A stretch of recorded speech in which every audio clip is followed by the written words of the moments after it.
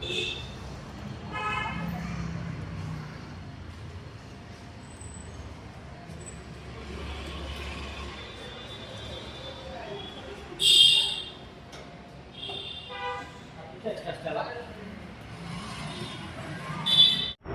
Hello ನಮಸ್ಕಾರ. ನೀವು ನೋಡ್ತಾ ಇದ್ದೀರಾ ಪಬ್ಲಿಕ್ ಚಾಯ್ಸ್ ಕನ್ನಡ. ನಾನು ಮಿಸ್ಟರ್ ಮಧು. ಆಕ್ಚುಲಿ ನಾವು ಒಂದೊಂದು ದಿನ ಒಂದೊಂದು ವಿಡಿಯೋನ ವೆರೈಟಿ ವಿಡಿಯೋಗಳನ್ನ ಮಾಡ್ತಾನೆ ಇರ್ತೀವಿ. ಆಕ್ಚುಲಿ ಈ ವಿಡಿಯೋನ ಅಂದ್ರೆ ಇದೇ ಶೋರೂಮ್ಗೆ ತುಂಬಾ ದಿನಗಳ ಹಿಂದೆ ಬಂದಿದ್ದೆ. ಸೊ ಕೈನೆಟಿಕ್ ಲೂನಾ ಬಗ್ಗೆ ತಿಳಿಸ್ಕೊಟ್ಟಿದೆ. ಬನ್ನಿ ಅದ್ರ ಬಗ್ಗೆ ಮತ್ತೆ ಏನೆಲ್ಲ ಅಪ್ಡೇಟ್ಸ್ ಬಂದಿದೆ, ಮತ್ತೆ ತುಂಬಾ ಜನಕ್ಕೆ ಕ್ಯೂರಿಯಸ್ ಆಗಿದ್ರು, ಇದು ನಮ್ಮ ಏರಿಯಾದಲ್ಲಿ ಸಿಗುತ್ತಾ ಅಥವಾ ಪ್ರೈಸ್ ಎಷ್ಟಾಗುತ್ತೆ ಮತ್ತೆ ಯಾವ ತರ ಇದೆ, ಈ ತರ ಎಲ್ಲ ಪ್ರಶ್ನೆಗಳು ಬರ್ತಾನೆ ಇದ್ದು, ಮತ್ತೆ ಕಮೆಂಟ್ಸ್ ಬರ್ತಾನೆ ಇದ್ದು. ಸೊ ಬನ್ನಿ ಶೋರೂಮ್ ಒಳಗಡೆ ಹೋಗೋಣ, ಗಾಡಿ ಬಗ್ಗೆ ತಿಳ್ಕೊಳ್ಳೋಣ. ಗಾಡಿ ಎಷ್ಟು ರೇಂಜ್ ಬರುತ್ತೆ, ಎಷ್ಟು ಪ್ರೈಸ್ ಆಗುತ್ತೆ, ಮತ್ತೆ ಈ ಗಾಡಿಯಲ್ಲಿ ಏನೆಲ್ಲ ವಿಶೇಷತೆ ಇದೆ. ಸ್ನೇಹಿತರೆ ಬನ್ನಿ, ಇದೇ ಶೋರೂಮು. ಈಗ ಏನ್ ನೋಡ್ತಾ ಇರೋ ಇದೇ ಗಾಡಿ. ಸೊ ಇದು ನೋಡಿದಾಗ ನಿಮ್ಗೊಂದು ನೆನಪಾಗುತ್ತೆ ಏನಪ್ಪಾ ಅಂತಂದ್ರೆ, ತುಂಬಾ ವರ್ಷಗಳ ಹಿಂದೆ ಲೂನಾ ಅಂತ ಗಾಡಿ ಇತ್ತು. ಸೊ ಲೂನಾ, ಸೊ ಕೈನೆಟಿಕ್ ಇದ್ರದ್ದು ಅದೇ ತರ ಲೂನಾ ಇದರಲ್ಲಿ ಈ ಲೂನಾ ಎಲೆಕ್ಟ್ರಿಕ್ ಲೂನಾ ಅಂತ. ಸೊ ಅದು ಪೆಟ್ರೋಲ್ ಗಾಡಿ ಮತ್ತೆ ಪೆಡಲ್ ಇತ್ತು. ಬಟ್ ಇದು ಒಂದು ಎಲೆಕ್ಟ್ರಿಕ್ ಲೂನಾ ಅಂತ, ಈ ಲೂನಾ ಅಂತ. ನೀವೇನ್ ನೋಡ್ತಾ ಇದ್ರು ಸೇಮ್ ಸ್ಟೈಲೇ ಇದೆ. ಸೊ ಸ್ಟೈಲ್ ಏನು ಚೇಂಜ್ ಆಗಿಲ್ಲ. ನಿಮಗೆ ಗಾಡಿ ನೋಡಿದಾಗ ನಿಮ್ಗೆ ಅನ್ಸುತ್ತೆ ತುಂಬಾ ಗಟ್ಟಿಮುಟ್ಟಾಗಿದೆ. ಮತ್ತೆ ಎಸ್ಪೆಷಲಿ ಹಳ್ಳಿಯವರಿಗೆ ಸೂಟಬಲ್ ಗಾಡಿ. ಅಂದ್ರೆ ಹಳ್ಳಿಯವರು ಅಂತಲ್ಲ, ಲೆಗೇಜ್ ಓಡಿಸುವಂತವ್ರಿಗೆ ಸೂಟಬಲ್ ಗಾಡಿ ಇದು. ಈಗ ನೋಡಿ, ನಿಮ್ಗೆ ಇಲ್ಲಿ ಏನಾದ್ರು ಬೂಟ್ ಸ್ಪೇಸ್ ಅಂದ್ರೆ ಇಲ್ಲಿ ಲೆಗ್ ರೂಮ್ ಸ್ಪೇಸ್ ಏನಿದೆ ಅಂದ್ರೆ ಸಫಿಷಿಯಂಟ್ ಲೆಗ್ ರೂಮ್ ಸ್ಪೇಸು. ಇಲ್ಲಿಂದ ಹಿಂಗೆ ಕಾಲ ಹಾಕೊಂಡ್ರೆ ಸಫಿಷಿಯಂಟ್ ಆಗಿ ಹಾಕೋಬಹುದು. ಪ್ಲಸ್ ಅದ್ರ ಜೊತೆಗೆ ನಿಮ್ಗೆ ಏನಾದ್ರು ಲಗೇಜ್ ಇಟ್ಕೋಬಹುದು, ಸಿಲಿಂಡರ್ ಇಟ್ಕೋಬಹುದು. ಹಳ್ಳಿಗಳಿಗೆ ಹೋದ್ರೆ ಮೂಟೆಗಳು ಇಟ್ಕೊಂಡು ಹೋಗ್ಬೋದು, ಮತ್ತೆ ಹುಲ್ಲು ಇಟ್ಕೊಂಡು ಹೋಗ್ಬೋದು, ದನಿನ ಮೇವು ಇಟ್ಕೊಂಡು ಹೋಗ್ಬೋದು, ಏನ್ ಬೇಕಾದ್ರೂ ಇಟ್ಕೊಂಡು ಹೋಗ್ಬೋದು. 2 ಸೀಟ್ ಬರುತ್ತೆ, ಅಂದ್ರೆ ಕಂಟಿನ್ಯೂಸ್ ಒಂದೇ ಸಿಂಗಲ್ ಸೀಟ್ ಬರೋದಿಲ್ಲ. Dual seated scooter. ಸೊ ಮೊದಲನೇದಾಗಿ ಪ್ಯೂರ್ಲಿ ಎಲೆಕ್ಟ್ರಿಕ್ ಸ್ಕೂಟರ್ ಇದು. ಸೊ ಇದರಲ್ಲಿ ಲಿಥಿಯಂ ಅಯಾನ್ ಬ್ಯಾಟ್ರಿನ ಯೂಸ್ ಮಾಡಿರ್ತಾರೆ. 2 ಕಿಲೋವ್ಯಾಟ್ ಬ್ಯಾಟ್ರಿನ ಯೂಸ್ ಮಾಡಿರ್ತಾರೆ. ಸೊ ಬ್ಯಾಟ್ರಿ ಇದ್ರೊಳಗಡೆ ಇರುತ್ತೆ, ರಿಮೂವಬಲ್ ಬ್ಯಾಟ್ರಿ. ಈ ಬ್ಯಾಟ್ರಿನ ಬೇಕು ಅಂದ್ರೆ ನೀವು ಸಪೋಸ್ ಈಗ ಸಿಟಿನಲ್ಲಿ especially first floor second floor ಮನೆ ಮಾಡ್ಕೊಂಡಿರ್ತಾರೆ, ಅಂಥವ್ರಿಗೆ ಈ ಗಾಡಿನ ಅಂದ್ರೆ ನೀವು ಬ್ಯಾಟ್ರಿನ ಎತ್ಕೊಂಡು ಹೊರಗಡೆ ತಗೊಂಡೋಗಿ ಚಾರ್ಜ್ ಮಾಡ್ಕೊಂಡು ಮತ್ತೆ ಇದ್ರೊಳಗಡೆ ಇಟ್ಟು ಗಾಡಿನ ಓಡಿಸ್ಬೋದು. ಯಾಕಂದ್ರೆ ಮೇನ್ ಚಾರ್ಜಿಂಗ್ ಸಮಸ್ಯೆ ಆಗುತ್ತೆ. ಇನ್ನ ಇದರ ಚಾರ್ಜಿಂಗ್ ಅವರು 4 ಅವರ್ಸ್ ಚಾರ್ಜ್ ಮಾಡ್ಬೇಕಾಗುತ್ತೆ. ಅಂದ್ರೆ 4 ಗಂಟೆ ಚಾರ್ಜ್ ಮಾಡಿದ್ರೆ ಇದ್ರ ಬ್ಯಾಟ್ರಿ ಫುಲ್ ಆಗುತ್ತಂತೆ.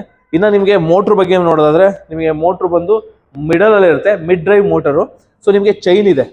ಕೆಲವೊಂದು ಸಮಸ್ಯೆ ಏನ್ ಗೊತ್ತಾ, ಕೆಲವೊಂದು ಬ್ಯಾಟ್ರಿನಲ್ಲಿ ಕೆಲವೊಂದು ಮೋಟರ್ಗಳಿಗೆ ಇದಿರುತ್ತೆ, ಬೆಲ್ಟ್ ಇರುತ್ತೆ. ಸೊ ಬೆಲ್ಟ್ ಕಟ್ ಆಗೋಂಥ ಚಾನ್ಸಸ್ ಇರುತ್ತೆ. ಬಟ್ ಇದರಲ್ಲಿ ಆ ಸಮಸ್ಯೆ ಬರೋದಿಲ್ಲ, ಚೈನ್ ಇರುತ್ತೆ. ಸೊ ಹಾಗಾಗಿ ನಿಮ್ಗೆ ಎಲ್ಲ ರೀತಿ ಕೈ ಕೊಡುವಂಥ ಚಾನ್ಸಸ್ ತುಂಬಾ ಕಡಿಮೆ. ಇನ್ನ ನಿಮಗೆ ಇದೆಲ್ಲ ಏನು ಲೇಡೀಸ್ ಫುಟ್ ರೆಸ್ಟ್ ಮತ್ತೆ ಬ್ಯಾಕ್ ಅಂಡ್ ಪಿಲಿಯನ್ ರೈಡರ್ಗೆ ಫುಟ್ ರೆಸ್ಟ್ ಬಂದು ನಿಮಗೆ ಮುಂಚೆ ಎಲ್ಲ ಏನಿತ್ತು ಅದೇ ತರನೇ ಇದೆ. ನಿಮಗೆ ಲೂನಾ ಗಾಡಿನಲ್ಲಿ ಎಲ್ಲ ಎಕ್ಸೆಲ್ ಸೂಪರ್ ನೋಡಿದ್ರಲ್ಲ, ಪೆಟ್ರೋಲ್ ಗಾಡಿ, ಸೊ ಅದರಲ್ಲಿ ಇರುತ್ತೆ ಸೇಮ್ ಹಂಗೆ ಇದೆ. So pillion rider. ಇನ್ನ ಸೈಡ್ ಸ್ಟ್ಯಾಂಡ್ ಇದೆ, ನಿಮಗೆ ಸೈಡ್ ಸ್ಟ್ಯಾಂಡ್ ಬರುತ್ತೆ, ಮತ್ತೆ ಸೆಂಟರ್ ಸ್ಟ್ಯಾಂಡ್ ಇದೆ. ಎಸ್ಪೆಷಲಿ ಎಷ್ಟೋ ಎಲೆಕ್ಟ್ರಿಕ್ ಗಾಡಿಗಳಿಗೆ ಸೆಂಟರ್ ಸ್ಟ್ಯಾಂಡೇ ಇರೋದಿಲ್ಲ, ಆದ್ರೆ ಇದಕ್ಕೆ ಸೆಂಟರ್ ಸ್ಟ್ಯಾಂಡು ಕೂಡ ಇದೆ. ಟೋಟಲಿ ಸ್ವಲ್ಪ ಗಟ್ಟಿಮುಟ್ಟಾದ ಗಾಡಿ ನೋಡಿ, ಎಲ್ಲ ಕಬ್ಬಣ. ಸೊ ಈ ಫ್ರೇಮ್ ಆಗ್ಬೋದು, ಈ ಫ್ರೇಮ್ ಇದೆಯಲ್ಲ, ಈ ಫ್ರೇಮೇ ಗಟ್ಟಿಮುಟ್ಟಾಗಿದೆ. ಈ ಲೂನಾ ಅಂತ ಇಲ್ಲಿ ಬ್ರ್ಯಾಂಡಿಂಗ್ ಲೋಗೋದು ಇದಿದೆ. Back side dual coil suspension, ಮತ್ತೆ ಸ್ಯಾರಿ ಗಾಡಿ ಇದೆ. ಅಂದ್ರೆ ರೈಟ್ ಸೈಡ್ಗೆ ಲೆಫ್ಟ್ ಸೈಡ್ ಒಂದೇ ಸೈಡ್ ಕೂತ್ಕೊಳ್ಳೋಂಥವ್ರಿಗೆ ಸ್ಯಾರಿ ಗಾಡಿ ಇದೆ, ಲೇಡೀಸ್ ಕೂತ್ಕೊಳ್ಳೋಂಥವ್ರಿಗೆ. ಇದು ಗ್ರಾಬ್ ಹ್ಯಾಂಡಲ್ ಇದೆಯಲ್ಲ, ಸೊ ಈ ಗ್ರಾಬ್ ಹ್ಯಾಂಡಲ್ ಅಷ್ಟೇ. ಎಷ್ಟೋ ಗಾಡಿಗಳಲ್ಲಿ ಹಿಂಗೆ ಲಿಫ್ಟ್ ಮಾಡಿದ್ರೆ ಅಲ್ಲಾಡ್ ಶೇಕ್ ಆಗುತ್ತೆ ಗ್ರಾಬ್ ಹ್ಯಾಂಡಲ್, ಎಷ್ಟೋ ಒಂದು ಕೆಲವೊಂದು ಎಲೆಕ್ಟ್ರಿಕ್ ಗಾಡಿದಲ್ಲಿ. ಬಟ್ ಇದು ನೋಡಿ, ಯಾವುದೇ ಕಾರಣಕ್ಕೂ ಶೇಕ್ ಆಗೋದಿಲ್ಲ. ಗಾಡಿನೂ ಅಷ್ಟೇ ತುಂಬಾ ವೆಯ್ಟ್ ಇದೆ.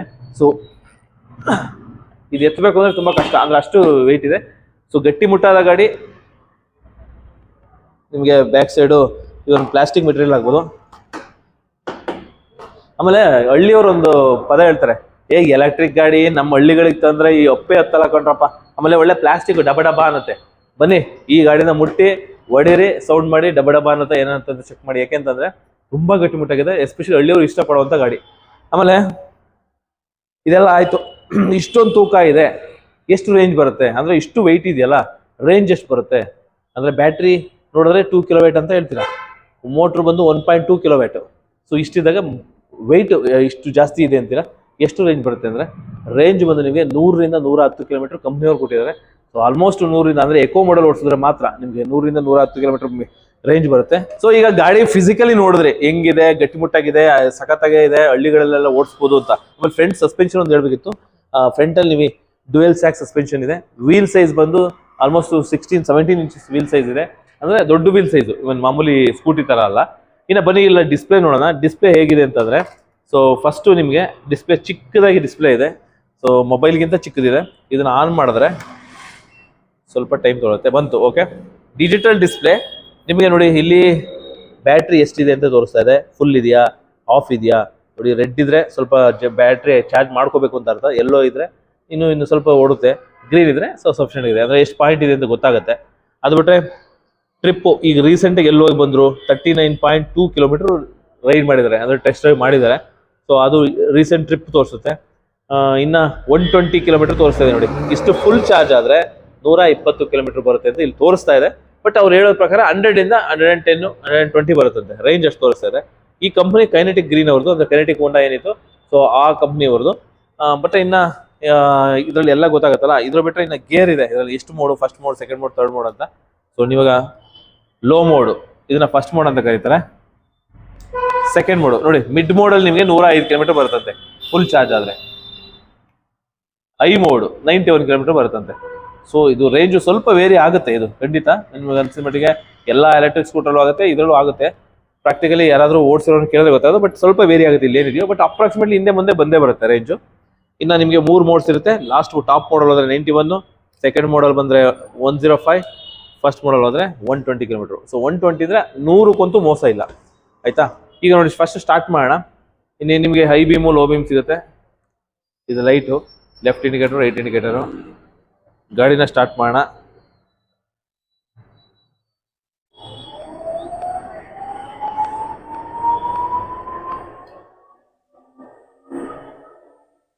ಓಕೆ, ಆವಾಗಲಿಂದ ಈ ಗಾಡಿ ಸೂಪರ್ ಆಗಿದೆ, ಚೆನ್ನಾಗಿದೆ, ಗಟ್ಟಿಮುಟ್ಟಾಗಿದೆ ಅಂತಾನೆ ಹೇಳಿದೆ. ಬಟ್ ನಿಜವಾಗ್ಲೂ ಗಟ್ಟಿಮುಟ್ಟಾಗಿ ಇದೆ ಈ ಗಾಡಿ. ಆದರೆ ಇದರಲ್ಲಿ ಒಂದು ನೆಗೆಟಿವ್ ಏನಪ್ಪ ಅಂತಂದ್ರೆ, ಈಗ ನಾವು ಎಷ್ಟೋ ಗಾಡಿ ಎಲೆಕ್ಟ್ರಿಕ್ ಗಾಡಿನ ರಿವ್ಯೂ ಮಾಡಿದ್ವಿ, ಅದರಲ್ಲಿ ಸೆನ್ಸಾರ್ ಕೀ ಇದೆ. ಅಂದ್ರೆ ನೀವು ಕೀನಲ್ಲಿ ಲಾಕ್ ಮಾಡ್ಕೊಂಡು ಒಂಥರ ಕಾರ್ ತರ ಫೀಲ್ ಮಾಡ್ಕೋಬೇಕು. ಪ್ರತಿಯೊಂದು ವಿಡಿಯೋದಲ್ಲಿ ಹೇಳಿದ್ದೀನಿ ನಾನು ನಿಮಗೆ ಕಾರ್ ತರ ಫೀಲ್ ಆಗುತ್ತೆ ಅಂತ. ಸೊ ಆ ತರದ ವಿಷಯದಲ್ಲಿ ಬಂದ್ರೆ ನಿಮಗೆ ಯಾವುದೇ ರೀತಿ ಸೆನ್ಸಾರ್ ಕೀ ಬರೋದಿಲ್ಲ. ಬಟ್ ಅದನ್ನ ನಿಮಗೆ ಕೆಲವ್ರಿಗೆ ಇಷ್ಟ ಆಗ್ಬೋದು, ಕೆಲವ್ರಿಗೆ ಇಷ್ಟ ಆಗದೆ ಇರ್ಬೋದು. ಅಂದ್ರೆ ಕೆಲವರಿಗೆ ಅದೇನು ಬೇಕಾಗಿಲ್ಲಪ್ಪ, ನಮಗೆ ಗಾಡಿ ಚೆನ್ನಾಗಿದ್ರೆ ಸಾಕು ಅಂತವ್ರಿಗೆ ಇದು ಓಕೆ, ಯಾಕೆಂದ್ರೆ ಸೆನ್ಸಾರ್ ಕೀ ಬರೋದಿಲ್ಲ. ಮತ್ತೆ ರಿವರ್ಸ್ ಮೋಡ್ ಇದೆಯಾ ಅಂದ್ರೆ ರಿವರ್ಸ್ ಮೋಡ್ ಇದರಲ್ಲಿಲ್ಲ. ಅಂದ್ರೆ ನೀವೇನಾದ್ರು ಸಪೋಸ್ ಹಿಂದೆ ಹೋಗ್ಬೇಕು ಅಂತಂದ್ರೆ ಪುಷ್ ಮಾಡಿದ್ರೆ ಹಿಂದೆ ಹೋಗೋ ತರದ್ದು ರಿವರ್ಸ್ ಮೋಡ್ ಇಲ್ಲ. ಈ ಲೂನಾ ಬಗ್ಗೆ ನೋಡಿದ್ರಲ್ಲ, ಈ ಲೂನಾದಲ್ಲಿ ಇನ್ನೊಂದು ವಿಶೇಷತೆ ಏನಂತಂದ್ರೆ, ಸೊ ಗಾಡಿ ಗಟ್ಟಿಮುಟ್ಟಾಗಿದೆ, ಗಾಡಿ ಚೆನ್ನಾಗಿದೆ ಎಲ್ಲ ಹೇಳಿದೆ. ಆದ್ರೆ ಏನು ನೆಗೆಟಿವ್, ಏನು ಇದರಲ್ಲಿ ಡ್ರಾಬ್ಯಾಕ್ ಅಂತ ಏನಂತಪ್ಪ ಅಂದ್ರೆ, ನೀವು ಎಷ್ಟೊಂದು ಎಲೆಕ್ಟ್ರಿಕ್ ಗಾಡಿ ನೋಡಿದ್ರೆ ಅದರಲ್ಲಿ ಎಲ್ಲ ಆಲ್ಮೋಸ್ಟ್ ರಿಮೋಟ್ ಸೆನ್ಸಾರ್ ಇದೆ, ರಿಮೋಟಲ್ಲೇ ಇಟ್ಕೊಂಡು ಓಡಿಸ್ಬೋದು.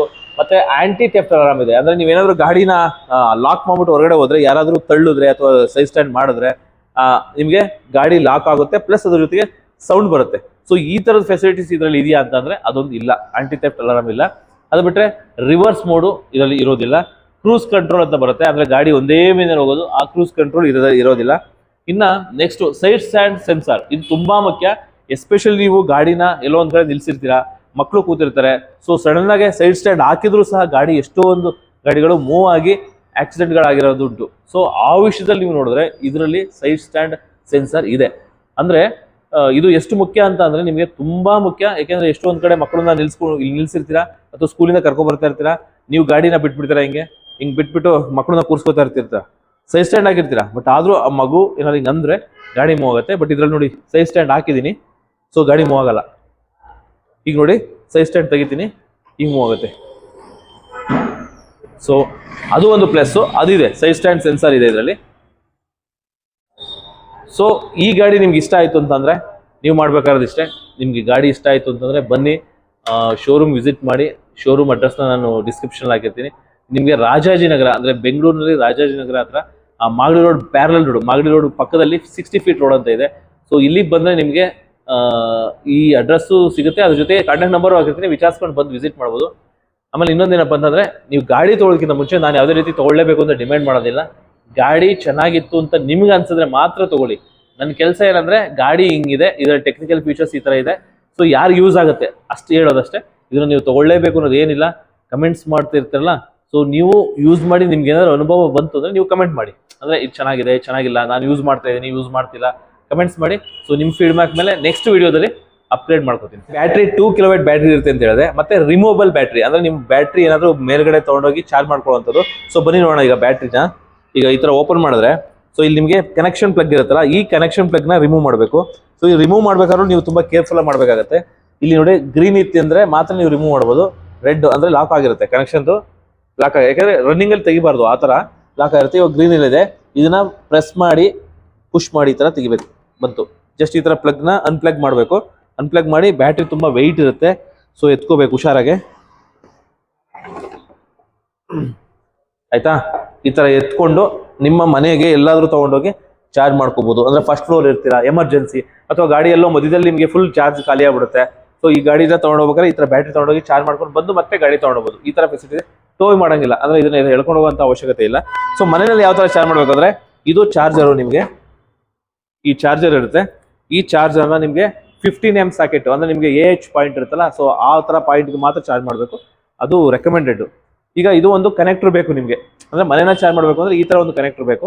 ಈ ಕನೆಕ್ಟರ್ನ ಇದು ನಾರ್ಮಲ್ ಚಾರ್ಜರು.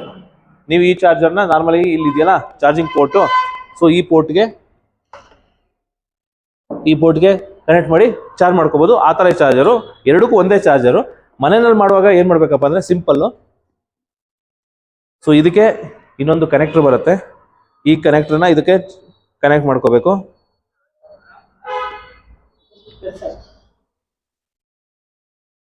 ನೋಡಿ ಈ ತರ ಕನೆಕ್ಟ್ ಮಾಡ್ಕೋಬೇಕು. ಜಸ್ಟ್ ಇವೆರಡು ಜಸ್ಟ್ ಪ್ರೆಸ್ ಮಾಡಿ ಕನೆಕ್ಟ್ ಮಾಡ್ಕೊಂಡ್ರೆ ಮುಗೀತು. ಇಲ್ಲಿ ಇದೆಯಲ್ಲ ಅಲ್ಲಿ ಯಾವ ತರ ಕನೆಕ್ಟರ್ನ ಕನೆಕ್ಟ್ ಮಾಡ್ತಾ ಇದ್ರು ಅದೇ ತರನೇ ಇಲ್ಲಿ ಕನೆಕ್ಟ್ ಮಾಡೋದಷ್ಟೇ. ಇಲ್ಲಿ ಜಸ್ಟ್ ಈ ತರ ಪುಷ್ ಮಾಡಿ ಈ ತರ ಕನೆಕ್ಟ್ ಮಾಡಿದ್ರೆ ಚಾರ್ಜ್ ಹಾಕಿದ್ರೆ ಚಾರ್ಜ್ ಆಗುತ್ತೆ. ಸಿಂಪಲ್. ಈ ತರ ಯೂಶಲಿ ಇದು ಅವಶ್ಯಕತೆ ಇರೋದಿಲ್ಲ, ಯಾವಾಗಲೂ ತುಂಬಾ ಎಮರ್ಜೆನ್ಸಿ ಪರ್ಪಸ್ಗೆ ಅಷ್ಟೇ. ಯಾವಾಗಲೂ ಯೂಶಲಿ ನೀವು ಬ್ಯಾಟ್ರಿನ ನಿಮ್ಮ ಗಾಡಿಯಿಂದಲೇ ಚಾರ್ಜ್ ಮಾಡೋದು ಒಳ್ಳೇದು. ಸೊ ಇದು ಎಕ್ಸ್ಟ್ರಾ ನಿಮ್ಗೊಂದು ಬೆನಿಫಿಟ್. ಇದು ಕೆಲವರು ಹೇಳ್ತಾರೆ ಹಳ್ಳಿನಲ್ಲಿ ಎಸ್ಪೆಷಲಿ, ನಾನು ಬ್ಯಾಟ್ರಿ ಖಾಲಿ ಆದರೆ ಮತ್ತೆ ಹೆಂಗಪ್ಪ ನಾನು ಚಾರ್ಜ್ ಮಾಡಲಿ, ನಾನೆಲ್ಲ ತೋಟಕ್ಕೆ ಹೋಗಿರ್ತೀನಿ, ತೋಟಕ್ಕೆ ಹೋದಾಗ ಬ್ಯಾಟ್ರಿ ಖಾಲಿ ಆಯ್ತು, ಏನು ಮಾಡಲಿ ಅಂದರೆ ಇನ್ನೊಂದು ಗಾಡಿನಲ್ಲಿ ಈ ಬ್ಯಾಟ್ರಿನ ತಂದು ಚಾರ್ಜ್ ಮಾಡ್ಕೊಂಡು ಹೋಗ್ಬೋದು. ಸೊ ಈ ಥರ ಒಂದು ಫೆಸಿಲಿಟೀಸ್ ಇದೆ. ಇನ್ನು ಎಸ್ಪೆಷಲಿ ಸಿಟಿ ಇದ್ದಾಗ ನಾನು ಗ್ರೌಂಡ್ ಫ್ಲೋರ್ಲಿದ್ದೀನಿ, ನಾನು ಫಸ್ಟ್ ಫ್ಲೋರ್ಲಿದ್ದೀನಿ, ಸೆಕೆಂಡ್ ಫ್ಲೋರ್ಲಿದ್ದೀನಿ, ಗಾಡಿನ ನಾನು ಕೆಳಗಡೆ ಚಾರ್ಜ್ ಮಾಡೋಕ್ಕಾಗಲ್ಲ, ಓನರ್ ಬೈತಾರೆ. ಸೊ ಈ ಥರ ಪ್ರಾಬ್ಲಮ್ ಇದ್ರೂ ಅವ್ರಿಗೆ ಇದು ಯೂಸ್ ಆಗುತ್ತೆ. ಓಕೆ, ಇಷ್ಟು ಫೀಚರ್ಸ್ ಇದೆ. ತುಂಬ ಇಂಪಾರ್ಟೆಂಟ್. ಯಾವುದೇ ಒಂದು ಗಾಡಿ ತಗೊಂಡ್ರೆ ವಾರಂಟಿ ಇಂಪಾರ್ಟೆಂಟ್. ವಾರಂಟಿ ಎಷ್ಟಪ್ಪ ಅಂತಂದ್ರೆ ನಿಮಗೆ ಏನು ನಾನು ಮೋಟ್ರ್ ಹೇಳೋದು, ಮೋಟ್ರು ಮತ್ತು ಬ್ಯಾಟ್ರಿ ಮತ್ತು ಕಂಟ್ರೋಲರ್, ಇವು ಮೂರು ಸೇರಿ ನಿಮಗೆ 3 ವರ್ಷ ವಾರಂಟಿ ಸಿಗುತ್ತೆ. 3 ವರ್ಷದವರೆಗೂ ಏನೇ ಆದರೂ ನಿಮಗೆ ರಿಪೇರಿ ಮಾಡ್ಕೊಡ್ತಾರೆ, ಅದು ವಾರಂಟಿ ಕೊಡ್ತಾರೆ. ಅದು ನಿಮಗೆ ಇನ್ನೊಂದು ಏನು ಚಾರ್ಜರ್ ಅಂತ ಹೇಳೋದು, ಆ ಚಾರ್ಜರ್ ಮೊದಲು ನಿಮಗೆ 1 ಇಯರ್ ವಾರಂಟಿ ಕೊಡ್ತಾರೆ. ಸೊ ಈ ಚಾರ್ಜರ್ ಇದೆಯಲ್ಲ ಇದು 1 ಇಯರ್ ವಾರಂಟಿ ಕೊಡ್ತಾರೆ ಯೂಶಲಿ. ಯಾಕೆ ಅದು ಕಡಿಮೆ ವಾರಂಟಿ ಕೊಡ್ತಾರೆ? ನಿಮ್ಮ ಪವರ್ ವ್ಯತ್ಯಾಸ ಇದ್ರೂ ಚಾರ್ಜರ್ ಹಾಳಾಗೋ ಚಾನ್ಸಸ್ ಇರುತ್ತೆ. ಹಾಗಾಗಿ ಪವರ್ ಕರೆಕ್ಟಾಗಿ ಇರ್ತಂದ್ರೆ ಯೂಶಲಿ ಏನೂ ಆಗೋ ಚಾನ್ಸಸ್ ಏನೂ ಆಗೋದೇ ಇಲ್ಲ ಚಾರ್ಜರ್. ಸೊ ಇದಿಷ್ಟು ವಾರಂಟಿ. ಓಕೆ ಸರ್, ಇದು ಫೈನಲ್ ಪ್ರೈಸ್ ಎಷ್ಟಾಗುತ್ತೆ? ಸೊ ನೋಡಿ, ಎಲ್ಲ ಹೇಳಿ ಗಾಡಿ ಬಗ್ಗೆ ಪ್ರತಿಯೊಂದು ಡೀಟೇಲ್ಸ್ ಹೇಳಿರ್ತೀನಿ. ಆದರೆ ಇದು ಮಾತ್ರ ಬಿಟ್ಟಿರ್ತೀನಿ, ಒಂದು ವೇಳೆ ಮಿಸ್ ಆಗಿ ನಾನು ಬಿಟ್ಬಿಟ್ರೆ ಪ್ರೈಸು. ಸೊ ಪ್ರೈಸ್ ಹೇಳಿಲ್ಲ ಅಂದರೆ ಕಮೆಂಟ್ ಬಾಕ್ಸಲ್ಲಿ ಏನು ಬರ್ತಪ್ಪ ಅಂದರೆ ಗುರು ಫಸ್ಟು ಪ್ರೈಸ್ ಹೇಳಿದ್ರು, ಪ್ರೈಸ್ ಹೇಳು, ವಾರಂಟಿ ಹೇಳು, ಇದನ್ನೆಲ್ಲ ಹೇಳು ಅಂತಾರೆ. ಸರ್ ಇದು ಗಾಡಿ ನೋಡಿದ್ವಲ್ಲ, ಈ ಗಾಡಿ ನೋಡಿದ್ಮೇಲೆ ಪ್ರೈಸ್ ಎಷ್ಟಾಗುತ್ತೆ ಅಂದರೆ ತುಂಬ ಇಂಪಾರ್ಟೆಂಟು. ಪ್ರೈಸ್ ಬಂದು ನಿಮಗೆ 98,000 ರೂಪಾಯಿ ಆಗುತ್ತೆ ಆನ್ ರೋಡ್ ಪ್ರೈಸು. ಅಂದರೆ ನಿಮಗೆ ಇದನ್ನ ಗಾಡಿ ರಿಜಿಸ್ಟ್ರೇಷನ್ ಮಾಡಿ ನಂಬರ್ ಪ್ಲೇಟ್ ಹಾಕಿ ರೆಡಿ ಮಾಡಿ ನಿಮ್ಮ ಕೈಗೆ ಸಿಗುವುದು 98,000 ರೂಪಾಯಿ ಆಗ್ತದೆ. ಅಂದರೆ 110ರಿಂದ 120 ರೇಂಜ್ ಬರುತ್ತೆ. 98,000 ರೂಪಾಯಿ ಗಾಡಿ ಆಗುತ್ತೆ. ಹೆಚ್ಚಿನ ಡೀಟೇಲ್ಸ್ ಬೇಕು ಅಂತಂದರೆ ಕೆಳಗಡೆ ಕಾಂಟ್ಯಾಕ್ಟ್ ನಂಬರ್ ಇರುತ್ತೆ, ಡಿಸ್ಕ್ರಿಪ್ಷನ್ಗೆ ಕಾಲ್ ಮಾಡಿ. ಮತ್ತು ಇನ್ನೊಂದು ಶೋರೂಮ್ ಅಡ್ರೆಸ್ ಇದೆ, ಶೋರೂಮ್ ಅಡ್ರೆಸ್ಗೆ ವಿಸಿಟ್ ಮಾಡಿ. ಗಾಡಿ ಚೆನ್ನಾಗಿತ್ತು, ಇಷ್ಟ ಆಯಿತು ಅಂದರೆ ಮಾತ್ರ ಬುಕ್ ಮಾಡ್ಕೊಳ್ಳಿ ಅಂತ ಹೇಳ್ತಾ video. Thank you very much. Okay, ಇನ್ನು ಶೋರೂಮ್ ಇದು ಬೇರೆ ಕಡೆ ಎಲ್ಲರೂ ಇದೆಯಾ? ಇದೆ ಇಲ್ಲ ಇದೊಂದೇನಾ? ಬೆಂಗಳೂರಿನಲ್ಲಿ ಸದ್ಯಕ್ಕೆ ಇಲ್ಲಿ ರಾಜೇಂದ್ರದಲ್ಲಿ ಒಂದೇ ಶೋರೂಮ್ ಇದೆ.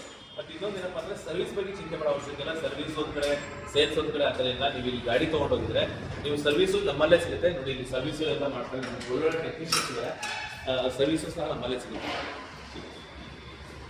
ಓಕೆ ನೋಡಿ ಇದೆಲ್ಲ ಹಳೆ ಗಾಡಿಗಳಿದೆ, ಸರ್ವಿಸ್ ಬಂದಿರೋಂಥದ್ದು.